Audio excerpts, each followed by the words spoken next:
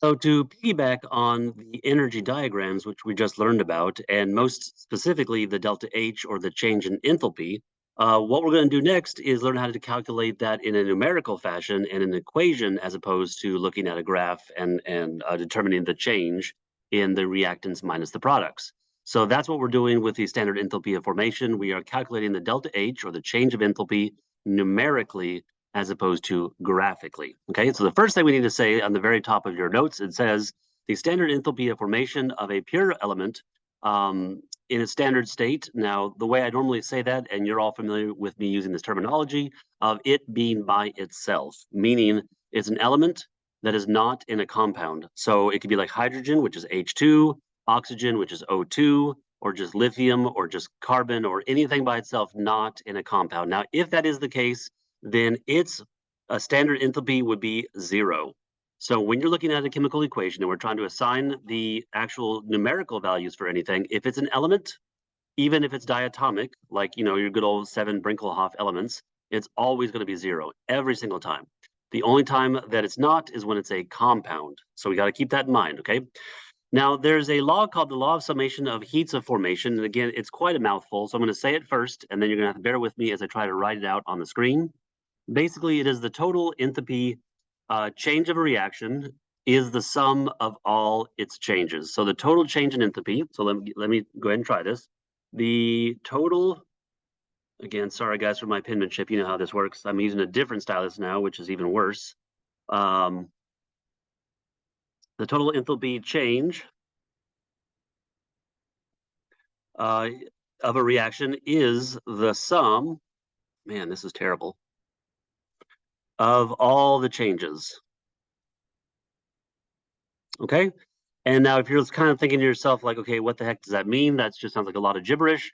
I'm about to show you the equation, and while it might look intimidating, it hopefully will make a lot of more sense. So the equation that we use for the standard enthalpy of formation is the delta H is equal to the sum of, now again, that's called a sigma in the Greek alphabet, and it means the sum of, meaning we're going to add.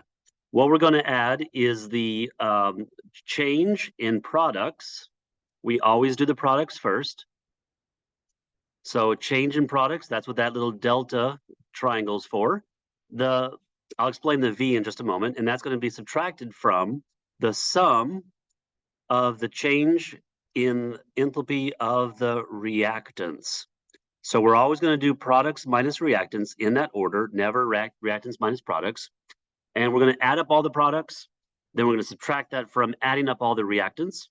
Now, the V that I referred to earlier, what that is about is the molar ratio. So when we balance a chemical equation, if we have a number of moles of things, then that's what the V represents. Again, this will make more sense once we get into an example here in a moment. But again, what we have on top is a sentence that says the total enthalpy change is the sum of all the changes. And then right below that, we have the exact same expression, but in equation format, which means the change in enthalpy, delta H, is equal to the sum of, that's the sigma, of the products minus the reactants, or all the changes, okay? Hopefully that makes some sense, and even if it doesn't, that's okay, because what I'm about to do is do an example with you guys, so this hopefully will really start to stick. What we have here in our equation, we have ammonia is reacting with oxygen to make nitrogen monoxide and water. So what we need to do is we need to write this out into an equation, much like we just did. So I'm going to say the delta H is equal to the sum of all the products minus the sum of all the change in the reactants, right? That's our equation that I just put up above. I'm just rewriting it so that way we have that now. So I'm going to go ahead and start putting in some values. So delta H, so I'm going to do my products first. My products, as you know, are these. Now, where I'm going to get the values is down here in this little standard table. Now, again, they're not going to expect you to memorize any of this, nor would I ever do so. What we're going to do is we're going to find our products, and we're going to then basically plug them in. So what I need first is 4 moles of NO. So NO, looking for it, there it is. So it is positive 90. So notice there are 4 moles. So I'm going to do 4 moles positive 90. Then I'm going to add, why add? Because again, that's the sum. That's what that means. I'm going to add that to my other product, which is right here, of 6 moles of water. So 6 moles of water, 6 moles of water, and the standard enthalpy of formation of water. Again, notice you have 2 waters right here. One of them is a liquid, one of them is a gas. Of course, what we want to do is we want to use the one that matches this. We're looking for a gas. So I'm going to use this one here. So that's going to be a negative 242. So now I have both of my products done. What I need to do now is I need to subtract that from my reactant. So subtract. Now I'm going to go ahead and do the same thing with my reactants, which are this side. So I'm going to have 4 moles of ammonia. Ammonia is located right there. So that's a negative 46. Wow, let me try that again. 46. And then I'm going to add that. Why add? Again, because that's sum. That's what that means. I'm going to add that to the next reactant. And now my next reactant, I'm going to look for oxygen. You're going to notice when I look down here, I don't see oxygen. I certainly don't see oxygen. And the reason we don't see oxygen is because it's a pure element.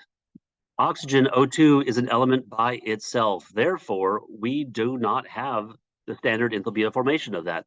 That will be basically 5 moles of 0, or basically we could just ignore that. We have no other reactant because it's a standard element by itself. Now that we have all that, what I'm going to do is I'm going to go ahead and just simplify this for you guys. I'm going to go ahead and do this in my calculator. If I do, grabbing my calculator, I'm going to go ahead and do 4 times 90.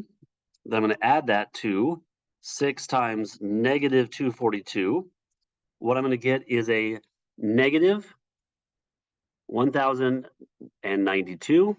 I'm going to subtract that from whatever 4 times negative 46 is. That is a negative 184. So when I do negative 1092 minus negative 184, what I get is a negative 908 kilojoules per mole. Why kilojoules per mole? Because of this. That's where our unit comes from, okay? So again, what we did is we found our total change of all of the products from the table which will be provided to you. Then I subtracted that from all the total change of the reactants. Again, remember that this one is 0 because it is an element by itself. Therefore, there is no standard enthalpy of formation of that element. So once I did the math, I got a negative 908, meaning it is an exothermic. Again, it's not asking this, but I'm going to go ahead and go there anyways. It's an exothermic reaction because it's a negative. It's losing energy. And how much energy is it losing? 908 kilojoules for each mole. All right, that is how you do the standard enthalpy of formation. You'll notice on your notes, you have an entire, another table. Sorry about the low resolution. But again, this is what it will always be. They will always give you the standard enthalpy of formations of these different substances because, like I said earlier, they certainly do not expect you to have these memorized or be able to find them on your own, okay? Again, that is how you find the change of enthalpy or the delta H numerically and through an equation as opposed to an energy diagram.